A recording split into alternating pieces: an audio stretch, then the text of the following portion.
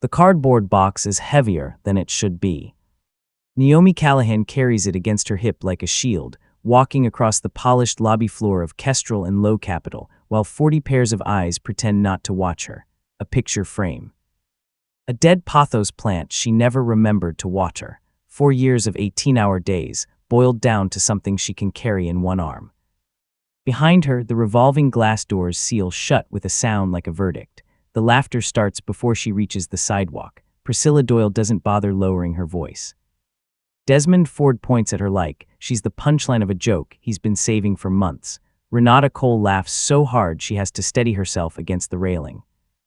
3 executives in tailored coats, celebrating on the steps of a company that was never really theirs to take. Naomi doesn't turn around. She lifts her phone, scrolls to a single contact saved under 2 letters, TJ, and presses it to her ear like it's the last thing in the world that still belongs to her. 2 rings.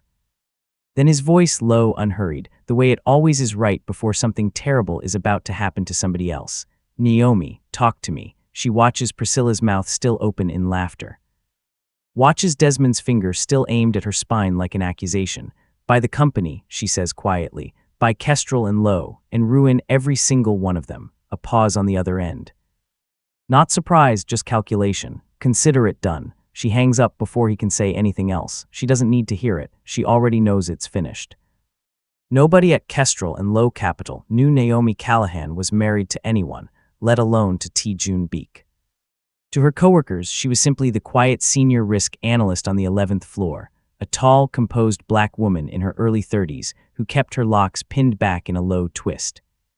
Who never took the corner office, never mentioned a +1 at holiday parties, never let anyone see the black sedan that dropped her 2 blocks from the building every single morning, rain or shine.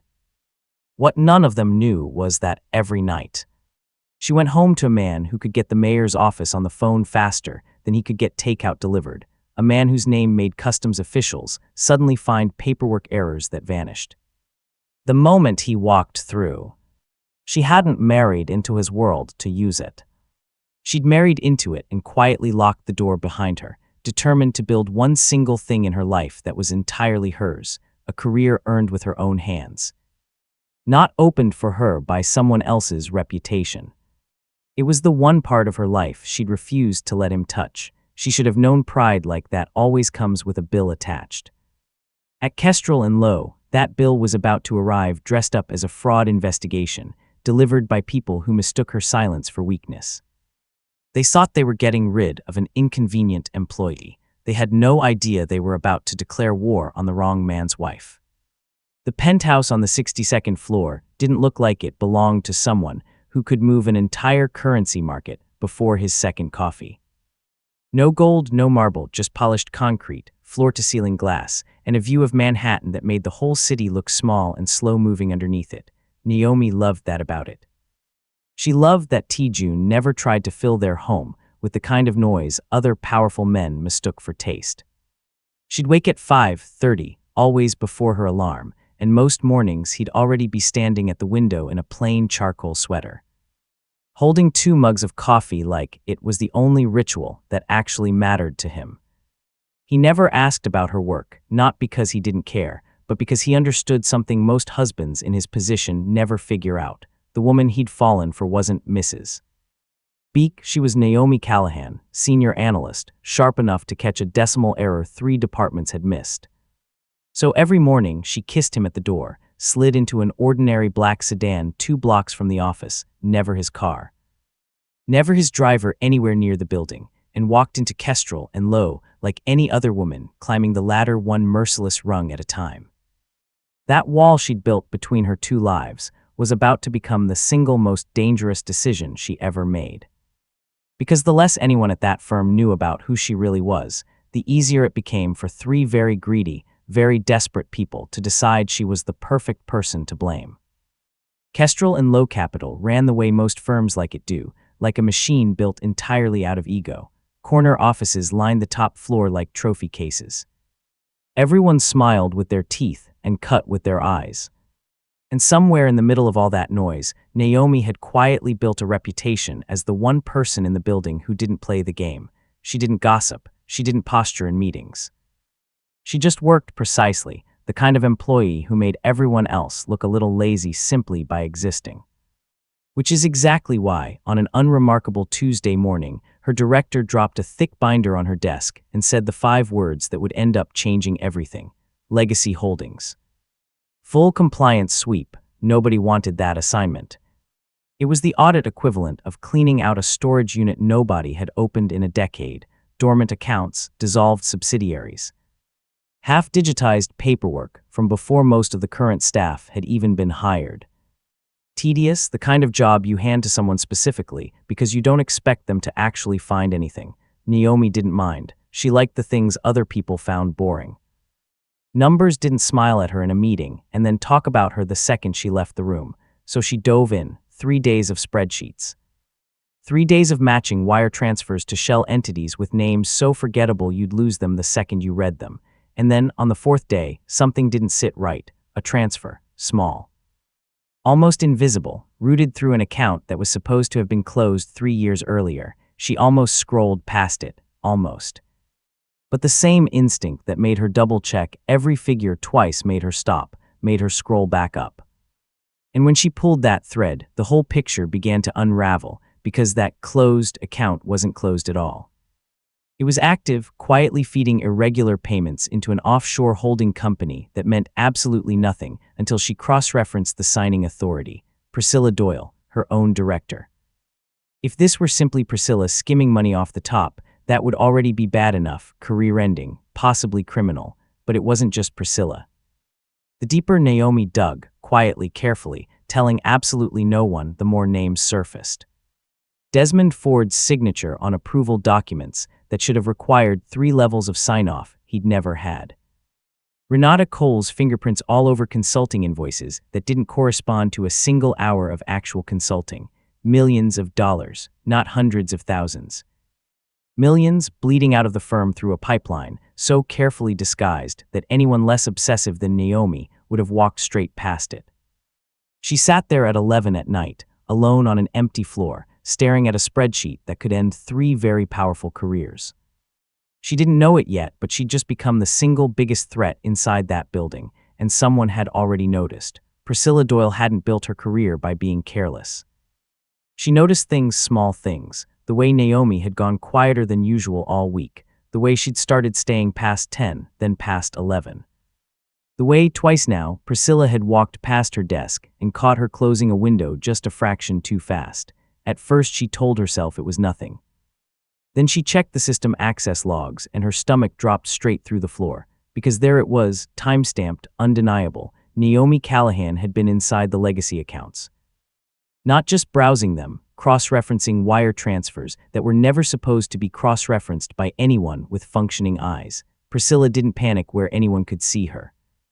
That wasn't her style. She smiled through the rest of the day, laughed at the right jokes in the 4 o'clock meeting, even complimented someone's new haircut.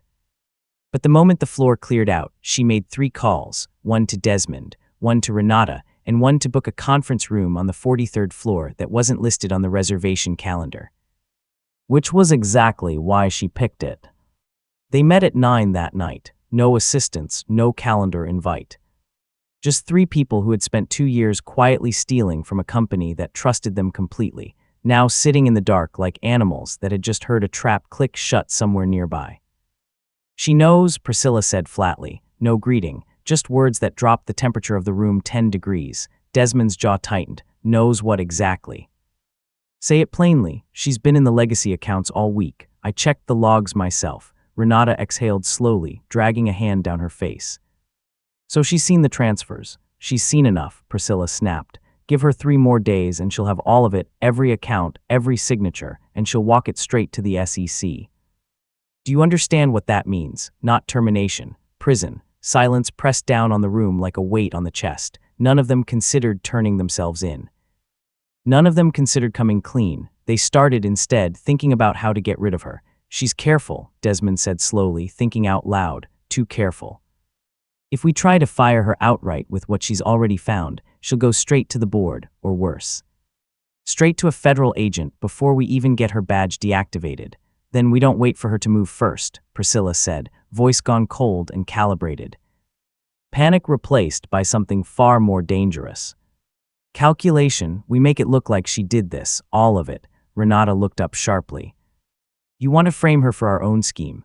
I want, Priscilla said, leaning forward, to make it so airtight, so undeniable, that by the time she opens her mouth to defend herself, nobody left in this building will believe a single word. Nobody spoke for a long moment. Then Desmond reached into his bag and produced a cloned access badge. Renata pulled out a tablet already loaded with a digital signature replication tool, the kind of software that has no business existing inside a regulated financial firm, but absolutely does. If you know the right people to pay for it. They'd been preparing for weeks, just in case. Now it was time to use it. They spent the next 2 hours planning every detail, every timestamp they'd need to fake, every access log they'd need to plant. Across the city, completely unaware, Naomi was closing her laptop, satisfied with how much progress she'd made, thinking she had time. She didn't.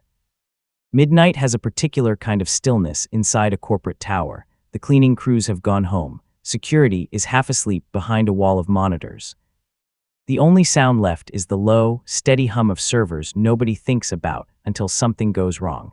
That's exactly when they moved. Desmond used the clone badge to access the 11th floor at 12:06 a.m. Naomi's floor. The cameras caught it, of course. Cameras always catch something. But that was the entire point, because with the badge cloned, the system logged her credentials, not his face. He sat down at her actual terminal, her actual chair, still faintly smelling of the coffee she drank every single day. Renata, using Access, she'd spent a week quietly harvesting, a keystroke logger here, a fake software update there, logged into Naomi's account not as a guest, not as an administrator override, but as her. From that moment forward, every action on that screen would carry her digital fingerprint, her badge number, her IP address, her login timestamp. He opened the wire transfer system, 5 accounts. 5 different offshore destinations, the exact same shell network Priscilla had been quietly feeding for 2 years, except restructured this time to look like one person, acting alone. Moving $4 million out of the firm in a single reckless night. He didn't hesitate, his fingers moved fast, practiced, precise. Transfer 1 approved, transfer 2 approved. By transfer 5, his hands were sweating not from guilt, from adrenaline. From the sheer audacity of what they were doing. $4 million, gone, buried under a paper trail built so convincingly that it would take a forensic team weeks to even begin questioning it. By then, Naomi would already be gone, fired, discredited, unable to defend herself from outside a building she no longer had a badge to enter. At 12:44 a.m., he logged out, slipped the clone badge back into his coat, and walked out like nothing had happened. 3 miles away, Naomi was asleep, actually asleep, the first full night's rest she'd had in almost a week. She had no idea that while she slept beside her husband, her entire career was being quietly, deliberately, surgically dismantled. She'd wake up in 6 hours to find her world already over. The email landed at 8:47 a.m. Please report to HR, Marcus Thistle's office, immediately. Naomi read it twice, feeling that particular unease settle low in her stomach before her brain even understood why. An HR summons at 8:47, before most of the floor had gotten their first coffee, was never routine. Everyone who's ever worked in corporate America knows that. She told herself it was about the audit. Maybe they wanted a status update. Maybe someone had finally noticed the work she'd been quietly doing. She was wrong, completely, devastatingly wrong. Marcus Thistle's office was cold in the specific way HR offices always are, beige walls, a box of tissues positioned a little too deliberately at the edge of the desk. Like whoever set it there already knew it would be needed before the meeting even started. He didn't stand when she walked in, didn't offer coffee, just slid a folder across the desk. Sit down. Callahan, she sat, eyes already scanning the folder upside down, trying to read whatever was inside before he even opened his mouth. We have a serious problem, Marcus said, voice flat and rehearsed. At approximately 12:06 last night, your credentials were used to authorize 5 wire transfers totaling $4 million. Routed to unregistered offshore accounts, the room went quiet in her ears. Not silent, submerged, like everything had suddenly gone underwater, I wasn't in this building at midnight, she said, voice steady despite the ice creeping up her spine. I was home. You can check, we've already reviewed the footage. Marcus slid a grainy printed still across the desk, a hooded figure at her desk, back to the camera, impossible to identify clearly. Positioned in exactly the way that made denial feel useless before she'd even finished the sentence. Your badge, your login, your terminal, that is not me. Her voice rose slightly now, calm fracturing at the edges. Anyone can see that isn't. The digital signature matches your credentials exactly, he cut in, sliding another page across. Down to the biometric login on your specific device. She stared at numbers and timestamps that made absolutely no sense because she knew she knew. With everything in her that she had been home, asleep beside her husband at that exact moment. But knowing something and proving it in a room already stacked against you from the start are two very different things. I want a lawyer in this room, she said. Before this conversation goes one word further, Marcus's expression didn't so much as flicker. That won't be necessary. This is an internal termination proceeding, not a legal one. You're welcome to seek counsel afterward. That is not how this works. For the first time, real fear crept into her voice, not fear of losing her job, but the specific fear of watching. In real time, exactly how easily people with enough power can simply erase someone. I have the right to representation before you finalize a decision that affects. The evidence is clear, he said, voice sharpening as he cut her off completely. This firm has zero tolerance for financial misconduct at any level. Effective immediately, your employment with Kestrel and Low Capital is terminated. Security will escort you to collect your belongings. She sat there for a moment that stretched into what felt like an hour, 4 years. 4 years of 18-hour days, of catching errors nobody else caught, of building a reputation so clean, so meticulous, that she genuinely believed it would protect her if it were ever tested. It hadn't protected her at all. You are making a mistake, she said quietly, rising on legs that felt distant and unsteady, a very serious one. Marcus didn't even look up from his paperwork. Security will meet you at your desk. A security guard was already waiting at her cubicle when she arrived, hands folded, eyes fixed somewhere over her shoulder, anywhere but her face. She didn't say a word to him. She just started packing, the framed photo from a trip to the coast, angled slightly away from the aisle so no one would ask questions. The pothos plant she'd somehow kept alive through 3 brutal budget seasons, a drawer of pens nobody else would ever miss. News travels fast in an office. By the time she'd cleared her second drawer, she could feel the shift in the air, conversations dying mid-sentence as she walked past, eyes flicking toward her and away again fast. Like looking too long might make whatever had happened to her contagious. Then there was Sonny. Sonny Delgado, the quiet junior analyst 2 desks over, the one Naomi had mentored without ever calling it mentoring, just answering her questions honestly when nobody else would. Staying an extra 5 minutes to explain a model instead of brushing her off. Sonny appeared at the edge of the cubicle wall, arms wrapped around herself, eyes red-rimmed, glancing once toward Marcus's closed door. She leaned in close. I don't believe any of this. Not for a second, that was it, 6 words, but something in Naomi's chest loosened just enough to let her breathe for the first time since 8:47 that morning. Thank you, she whispered back, and meant it more than Sonny would ever know. The security guard cleared his throat gently, apologetically, as though even he understood exactly how wrong this whole thing felt. Naomi picked up her box, squared her shoulders, and walked toward the elevator carrying 4 years of her life in a container that suddenly felt heavier than anything she'd ever held. Near the top of the staircase leading down to the lobby, Priscilla, Desmond, and Renata were already waiting, watching, barely containing their satisfaction. The elevator doors slid shut behind her, cutting off the sound of the office completely. She caught one last glimpse of their faces, already smiling, already celebrating a war they believed was over before it had even started. The lobby doors opened onto the front steps. A security guard trailed 2 paces behind her, silent, almost apologetic. She stepped through the glass, and behind her the doors locked with a heavy click. 4 years inside that building, and she wasn't even trusted to walk back in. The cardboard box weighed more than her pride ever did. The laughter started before she reached the bottom step. She lifted her phone, dialed 1 number, pressed it to her ear like it was the only thing left that still belonged to her. Buy the company, she said quietly. and ruin every single one of them. She hung up before he could answer. She didn't need to hear it. She already knew it was done. And here's what none of them understood, standing there on those steps feeling like winners. They thought they'd just watched a woman lose everything. What they'd actually done was wake something up. Because 40 minutes later, in a glass conference room on the 62nd floor of a building none of them had ever set foot in, Jun Beek set his phone down, looked at the three people already seated at his table, and said one sentence that started the countdown on everything that came next.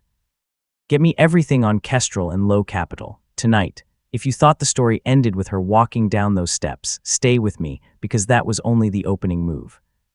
What happens over the next 2 weeks is the part nobody inside that firm was prepared for. Jun didn't run his world with noise. That was the first thing people got wrong about him, the ones who'd heard the rumors but had never actually sat across a table from him. He didn't yell, he didn't threaten, he didn't need to. He worked in silence, and silence is exactly where empires fall apart. By 10 that night, 3 of his senior directors were seated around a private table, laptops open, faces lit blue in the dark.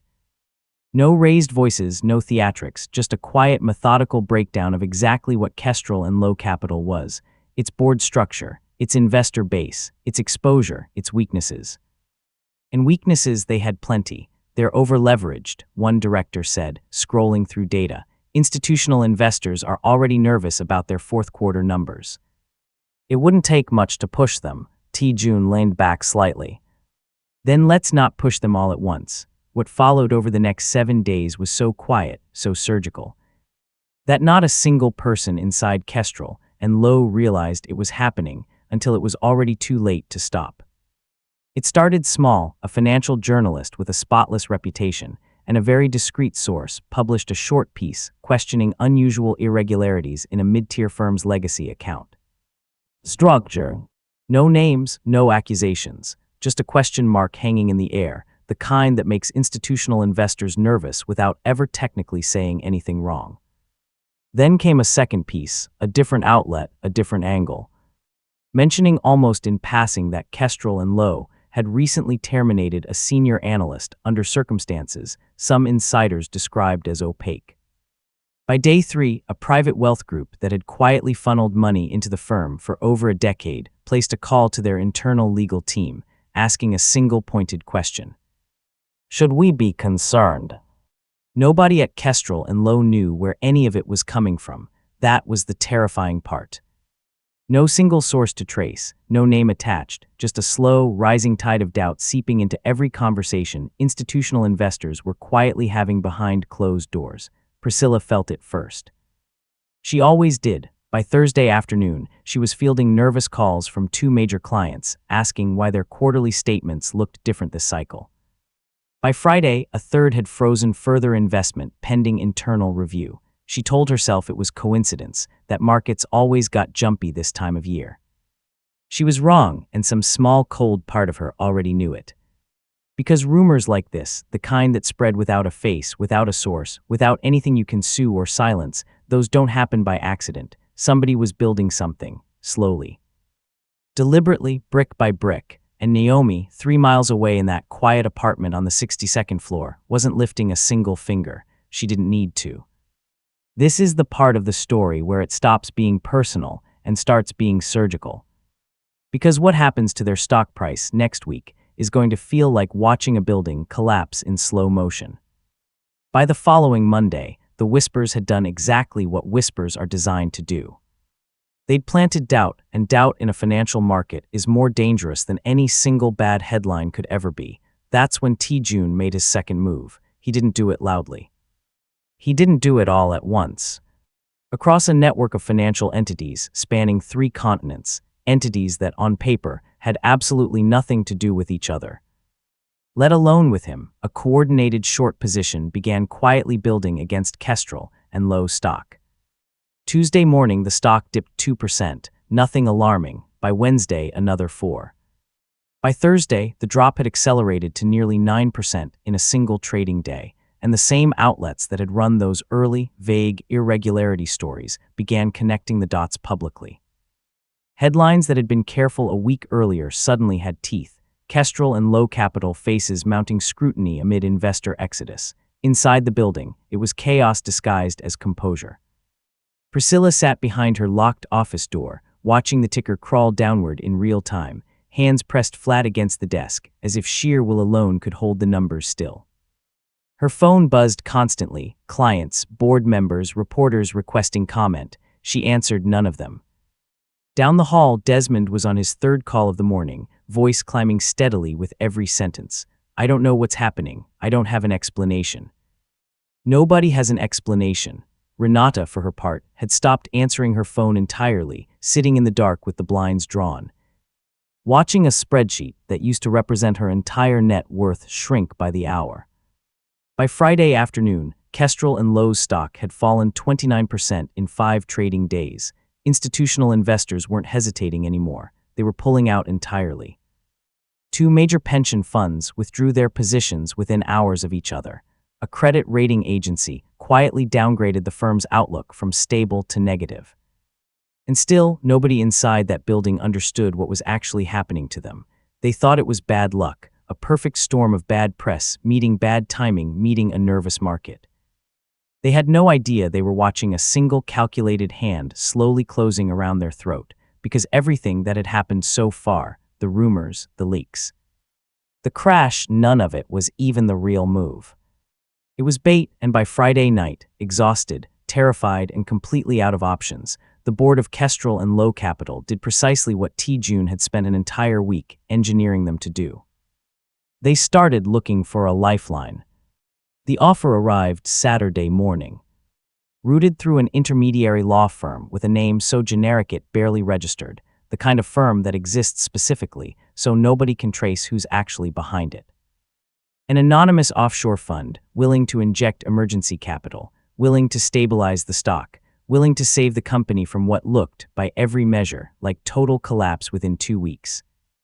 To the board of Kestrel and Low, sitting in an emergency session called with barely 6 hours' notice, it looked exactly like what they desperately needed it to look like, a miracle. They had no idea it was a leash. The emergency shareholder meeting was set for Monday morning, 9 sharp, in the largest conference room the firm owned, the one normally reserved for annual reports and holiday parties. Now repurposed for something that felt a lot more like a funeral. The room was packed, board members, major shareholders, legal counsel scribbling frantically in the margins of documents nobody had time to properly read. The energy wasn't professional. It was desperate, the particular kind of desperate that makes smart people agree to things they'd never agree to on a normal Tuesday.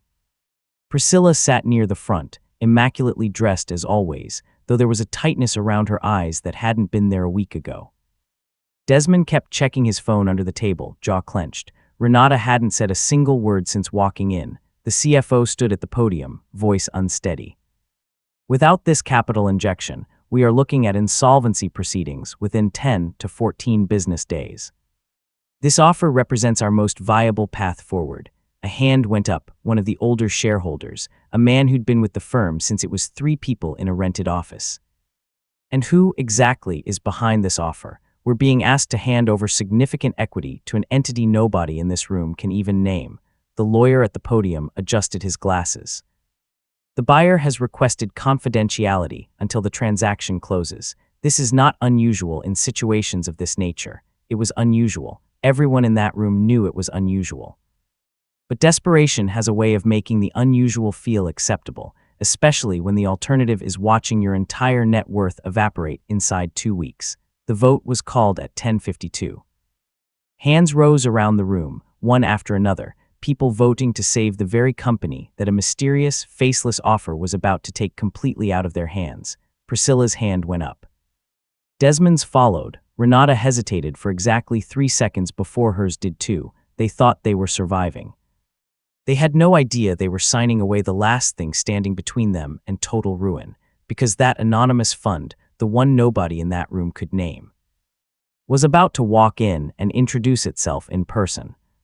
The moment the vote passed, the doors at the back of the conference room began to open. The doors didn't slam, they didn't need to.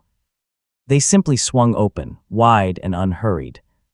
And the room fell silent in a way boardrooms rarely go silent, because whatever had just walked through the door made every person in that room, instinctively understand something had shifted. Permanently. Two men in dark suits entered first, not building security, his own. They took position on either side of the doorway, hands folded, expressions unreadable. Then Tae-Joon Beek walked in. He didn't rush, he never rushed. He moved through that room the way water moves through a canyon, slow, inevitable, carving through everything in its path without ever seeming to try. Plain black suit, no tie, nothing loud about his appearance at all. He didn't need to be loud. The silence he carried into that room was louder than anything Priscilla, Desmond, or Renata could have manufactured in their worst nightmares. And one step behind him, Naomi walked in. Gone was the careful, forgettable blazer she'd worn for 4 years to make sure nobody looked at her twice. She wore deep charcoal silk, sharp and commanding. Hair pulled back with a precision that made her look less like the woman who'd been walked out of this building 2 weeks earlier, and more like exactly what she'd been hiding the entire time. Someone in the front row gasped audibly. Priscilla's face went the color of the walls. What? Desmond started rising from his seat before his legs seemed to remember they didn't actually work right now. What is this? Tae-Joon reached the podium and set a single folder down with a quiet, deliberate click. My name, he said, voice calm, almost gentle, which somehow made it more terrifying than if he'd shouted, is Tae-Joon Beek. 3 weeks ago, this firm terminated my wife based on fabricated evidence, manufactured by 3 of your senior executives to conceal their own embezzlement scheme. The room didn't just go quiet. It went still, the specific stillness that happens right before something breaks. The anonymous offer your board just voted to accept, he continued, was mine. As of 9 o'clock this morning, I own 61% of Kestrel and Low Capital, controlling interest. Behind him, the doors opened again, and this time it wasn't security. Federal agents walked in, calm and methodical, fanning out along the back wall with a quiet authority that drained every ounce of color from 3 particular faces at once. I'd also like to introduce, Tae-Joon said, gesturing slightly toward Naomi, the new chairwoman of this company. Naomi stepped forward. And for the first time in 2 weeks, she let herself look directly at Priscilla, not with rage, not with triumph, but with something far colder. The calm, patient look of someone who had waited exactly long enough. Let's talk about the forensic audit, she said, voice steady, that traced your offshore accounts, Priscilla. Back to a clearing network currently under federal investigation for laundering funds tied to an organized syndicate operating out of 3 ports on the eastern seaboard. Priscilla's mouth opened. Nothing came out. You weren't just stealing from this company, Naomi continued. You were funneling money to people who don't forgive mistakes. And by framing me, by dragging my name through exactly the kind of scrutiny that brings federal auditors sniffing around every account you've ever touched, you didn't just risk your job. She let the silence stretch. The same way she had on those marble steps 2 weeks earlier. You just told a rival criminal network exactly where to find the person who's been quietly stealing from them for 2 years. The color draining from Priscilla's face wasn't fear of prison anymore. It was something older, more primal, the specific terror of realizing you've made an enemy far more dangerous than the one standing in front of you.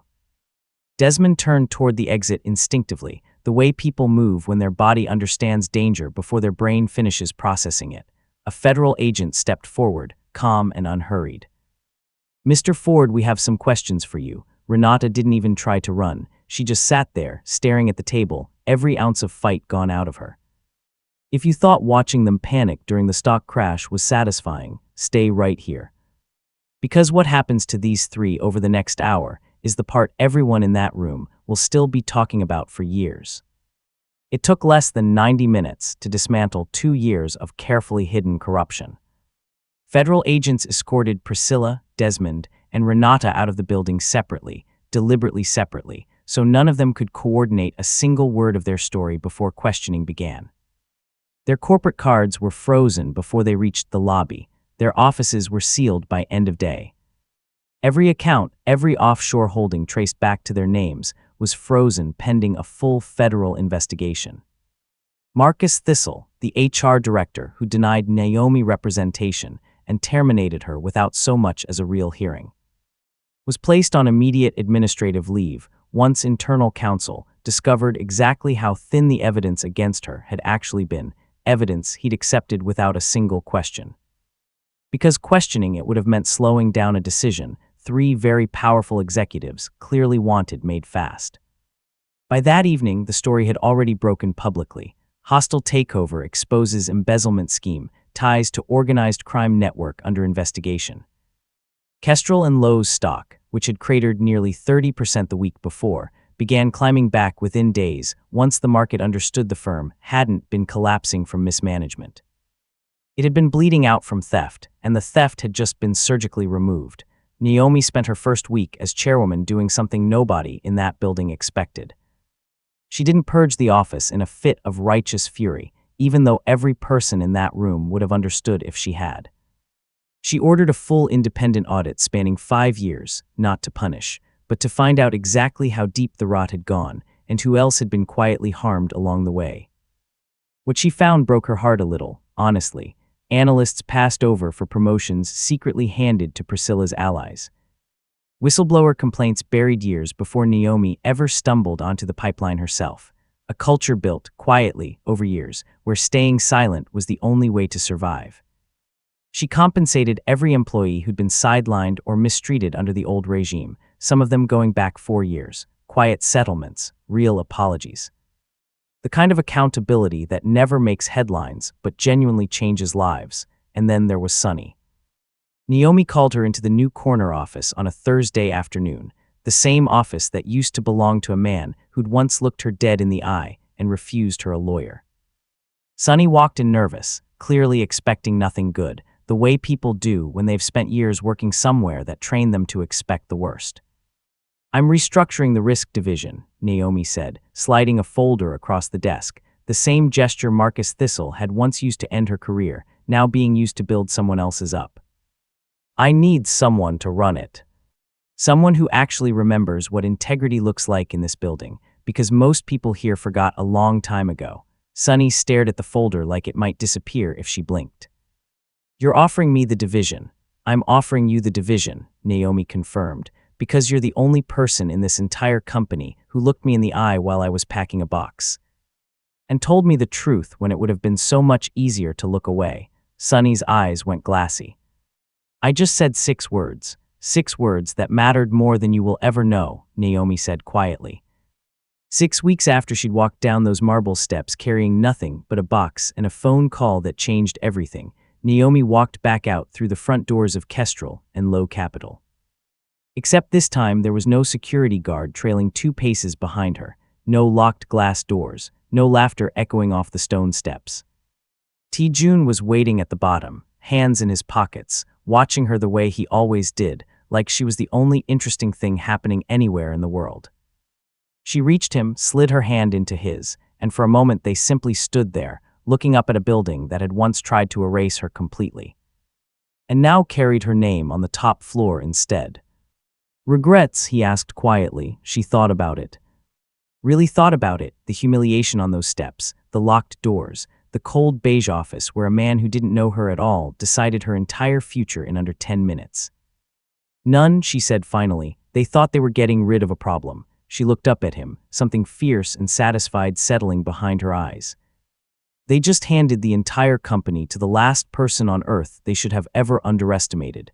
They walked away together, hand in hand, disappearing into a city that had absolutely no idea what quiet, patient power actually looked like, until it decided to stop being quiet. And somewhere behind them, 4 floors up, a new chairwoman's office sat empty for the weekend, waiting for Monday morning. Waiting for the next chapter of an empire being rebuilt one honest decision at a time. The laughter started before she reached the bottom step.